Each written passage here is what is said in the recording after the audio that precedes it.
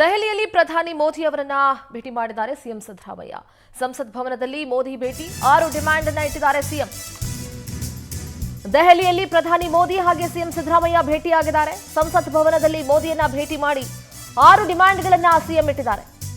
ಸಿದ್ದರಾಮಯ್ಯಗೆ DK Shivakumar, Byrathi Suresh, KJ George ಸಾಥ್ ನೀಡಿದ್ರು. ಪ್ರಮುಖವಾಗಿ 6 ಬೇಡಿಕೆಗಳ ಪತ್ರವನ್ನ ಸಲ್ಲಿಸಿದ್ರು ಸಿದ್ದರಾಮಯ್ಯ. ನಬಾರ್ಡ್ನ ಸಾಲ ಮಿತಿ ಹೆಚ್ಚಳ, ತುಂಗಭದ್ರಾ ಮೇಲ್ದಂಡೆ ಯೋಜನೆ, ಮೇಕೆದಾಟು, ಕಳಸಾ ಬಂಡೂರಿ, ಮಹದಾಯಿಗೆ ಗ್ರೀನ್ ಸಿಗ್ನಲ್ ಕೊಡಿ, ಬೆಂಗಳೂರಿನ ರಸ್ತೆ ಮತ್ತು ರೈಲುಗಳ ಯೋಜನೆ ಶೀಘ್ರವೇ ಅನುಮತಿ ಕೊಡಿ, ಬೆಂಗಳೂರಿನ ಅಭಿವೃದ್ಧಿ ಪರ ಯೋಜನೆಗಳ ನೆರವಿಗೆ ಮನವಿ ಮಾಡಿಕೊಂಡ್ರು. ಟೈರ್ 2 ಸಿಟಿಗಳ ಅಭಿವೃದ್ಧಿಗೆ ಅಮೃತ್ ಯೋಜನೆ ಅಡಿ ಅನುದಾನ ಕೊಡಿ ಅಂತ ಮನವಿ ಮಾಡಿಕೊಂಡಿದ್ದಾರೆ. ರಾಜ್ಯದ ತೆರಿಗೆ ಪಾಲಿನಲ್ಲಿ ಅನ್ಯಾಯ ಆಗ್ತಾ ಇರೋ ಬಗ್ಗೆ ಕೂಡ ಉಲ್ಲೇಖ ಮಾಡಿದ್ರು. ತೆರಿಗೆ ಪಾಲು ಕಡಿತ ಮಾಡಿ ಇಲ್ಲವೇ ಹೆಚ್ಚಿನ ಅನುದಾನವನ್ನ ಕೊಡಿ, ಪೆರಿಫೆರಲ್ ರಿಂಗ್ ರಸ್ತೆ ಮತ್ತು ರಾಜಕಾಲುವೆ ಅಭಿವೃದ್ಧಿಗೆ ಅನುದಾನ ಬೇಕು, 6,000 ಕೋಟಿ ವಿಶೇಷ ಪ್ಯಾಕೇಜ್ ನೀಡುವಂತೆ ಪತ್ರದಲ್ಲಿ ಮನವಿಯನ್ನ ಮಾಡಿಕೊಂಡಿದ್ದಾರೆ ಸಿಎಂ ಸಿದ್ದರಾಮಯ್ಯ. ದೆಹಲಿಯಲ್ಲಿ ಸಂಸತ್ ಭವನದಲ್ಲಿ ಮೋದಿ ಅವರನ್ನ ಭೇಟಿಯಾದರು ಸಿಎಂ. ಪ್ರಮುಖವಾಗಿ 6 ಬೇಡಿಕೆಗಳ ಪತ್ರವನ್ನ ಸಲ್ಲಿಸಿದ್ರು ಸಿದ್ದರಾಮಯ್ಯನವರು ಪ್ರಧಾನಮಂತ್ರಿಗಳಿಗೆ. ನಬಾರ್ಡ್ ಸೇರಿದಂತೆ ಮೇಕೆದಾಟು, ಕಳಸಾ ಬಂಡೂರಿ, ತುಂಗಭದ್ರಾ ಮೇಲ್ದಂಡೆ ಯೋಜನೆ, ಜೊತೆಗೆ ಬೆಂಗಳೂರಿನ ರಸ್ತೆ ಮತ್ತು ರೈಲುಗಳ ಯೋಜನೆ, ಬೆಂಗಳೂರಿನ ಅಭಿವೃದ್ಧಿ ಪರ ಯೋಜನೆಗಳಿರಬಹುದು ಅಥವಾ ಟೈರ್ 2 ಸಿಟಿಗಳ ಅಭಿವೃದ್ಧಿಗೆ ಅಮೃತ ಯೋಜನೆಯಡಿ ಅನುದಾನ ಇರಬಹುದು. ಇದೆಲ್ಲದಕ್ಕೂ ಕೂಡ ಮನವಿಯನ್ನ ಮಾಡಿಕೊಂಡಿದ್ದಾರೆ.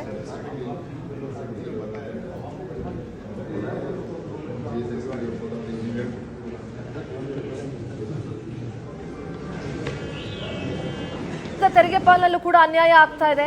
ಇಲ್ಲ ತೆರಿಗೆ ಪಾಲನ್ನ ಕಡಿತ ಮಾಡಿ, ಇಲ್ಲವೇ ಹೆಚ್ಚಿನ ಅನುದಾನವನ್ನ ಕೊಡಿ. ಎರಡರಲ್ಲಿ ಯಾವ್ದಾದ್ರು ಒಂದು ಮಾಡಿ. ಈ ಕಡೆ ತೆರಿಗೆನೂ ಕಡಿತ ಮಾಡ್ತಾ ಇದ್ದೀರಿ, ಇನ್ನೊಂದು ಕಡೆ ಅನುದಾನನೂ ಕೊಡ್ತಾ ಇಲ್ಲ. ಈಗಾದ್ರೆ ಕಷ್ಟ ಆಗುತ್ತೆ. ಪೆರಿಫೆರಲ್ ರಿಂಗ್ ರಸ್ತೆ ಮತ್ತೆ ರಾಜಕಾಲುವೆ ಅಭಿವೃದ್ಧಿಗೂ ಕೂಡ ಅನುದಾನ ಬೇಕು ಅಂತ ಹೇಳಿ 6,000 ಕೋಟಿ ರೂಪಾಯಿ ವಿಶೇಷ ಪ್ಯಾಕೇಜ್ ಅನ್ನ ಕರ್ನಾಟಕಕ್ಕೆ ಕೊಡಿ ಅಂತ ಪತ್ರದಲ್ಲಿ ಮನವಿಯನ್ನ ಮಾಡ್ಕೊಂಡಿದ್ದಾರೆ.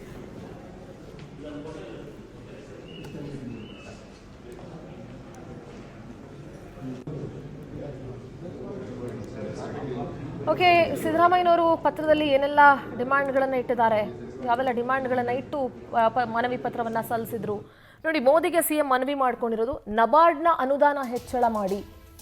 2023-24ರಲ್ಲಿ 5,600 ಕೋಟಿ, 2024-25ಗೆ 2,340 ಕೋಟಿಗೆ ಇಳಿದೋಗ್ಬಿಟ್ಟಿದೆ. ಅಪ್ಪರ್ ಭದ್ರಾ ಯೋಜನೆಯ ಹಣ ಬಿಡುಗಡೆ ಮಾಡಿ ನೀವು ಬಜೆಟಲ್ಲಿ ಹೇಳಿದಿರಿ, ಆದರೆ ಬಿಡುಗಡೆ ಮಾಡಿಲ್ಲ.